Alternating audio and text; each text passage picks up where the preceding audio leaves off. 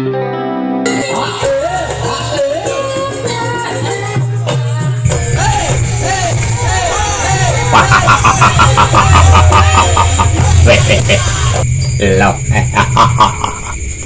Buta Jakil. Kepiye. Tahu dalem. Kepiye Kakang Buta Puno? Iki kepiye? Kok keruntek kene iki. Sopo sing gawe? Sing gawe awakmu iki sempoyongan cekentangan kene iki Buta Jakil. Aduh, biung. Sekarang Kakang Buta Puno, kepiye? Rasane sirahku akeh protol. Cemot. Waduh. Iki ngono mau aku iki lagi tarung tanding karo sing jenenge Bambang Bagong, salah suwijine Punakawan putra niki Semar. Kakang Buta Puno. Iya. Kepiye? Banjur kepiye kok nganti kowe iso cekentangan kene iki Buta Jakil? Aduh. Aku ditangek nek dhisik tok Kakang Buta Puno. Iya. Tangyo. Mari. Aduh. Keclunguk nganti aku sempoyongan. Buta Jakil. Nggih, tau dalem. Kados kepripun? Kepiye? Kowe iki minangkani salah suwijining bangsa Yeksa Buta. Duweni daya sing ora iso dikira Buta Jakil. Lah, banjur kepiye ceritane kok nganti iso cekentangan sempoyongan nganti kruntek nang kene iki? Tak kira apa jebule kowe nalah nang kene Buta Jakil. Aku minangkani kang duweni tanggung jawab sing duweni rasa gedene karo kancane tetep tak ewang-ewangi yen apa ana ora ngenahi awakmu Buta Jakil. Enjeh Kakang. Awakku rasane pegel kabeh. Nalikane aku iki mau adu tanding karo sing jenenge Bambang Bagong, aku digoco. Ya. Buta terong butuh ijo. Rene.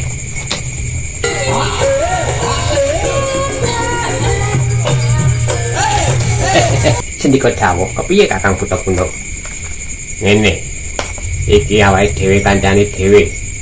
Duweni rasa sing ora kepenak. Digoco, diadu. Weh. Adu kesekten karo sing jenenge Bambang Bagong putra niki Semar sing kudune awake dhewe kudu bales. Apa sing dirasake Buta Jakil kudune buta ijo. Kepiye?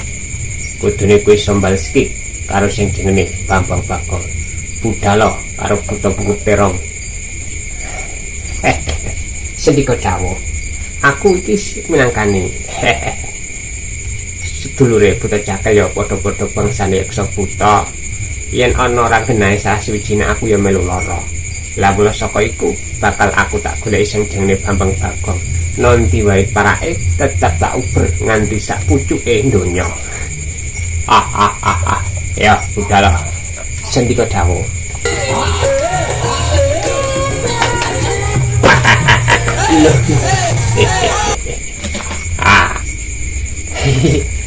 Ana Pak Buta. Kepiye? Kowe aja petingis rumangsamu lucu. Ngene lho Pak Buta. Kepiye? Salahku apa? Kok cegat nang kene? Rumangsa ora duwe salah babar blas. Apa ora ngerti sing jenenge kancaku kadangku Buta Jakil kok gawe kurang kepenak. Sempoyongan delosoran cekentangan nang kono kae. Ngantine aku ora trima merga awakmu gawe Buta Jakil iki. Sempoyongan. Pak Buta ijo. Kepiye? Sing sabar. Ya. Aku iki sak bener ya.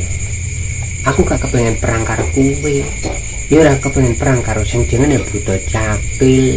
Delalah. Nalikane aku enak-enak jalan ngene. Lah dia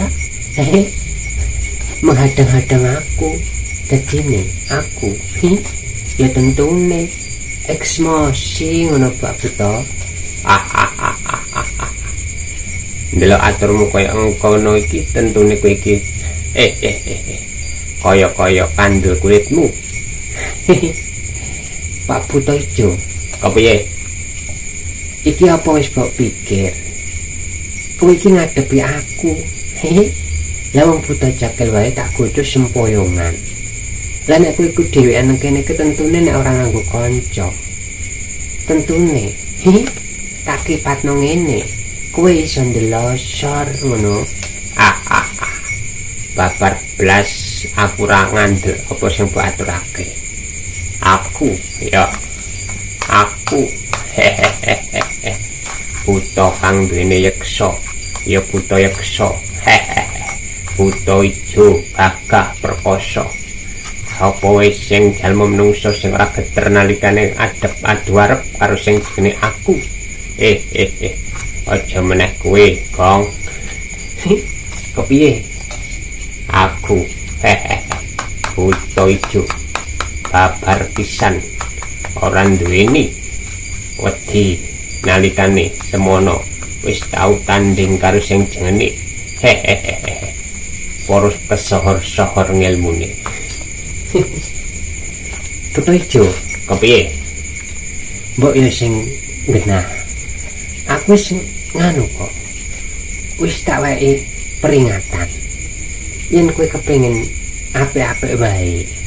Lah iki ngono tentune nek kowe kepengin mundur ya tak maafke ngono. Mundur. Sepiro dayam kok kowe nganti aku pokon mundur buta ijo sing gagah perkasa. Tinimbang engko kowe glempangan, tinimbang kowe engko jengkentangan, tinimbang engko kowe semaputan. Sembrono. Buta ijo ku anggap sepele. Ya, Kang. Yen ke pancing setipit daya ling luar biasa. Tanpa ana ajiku itu. Ya. Doa.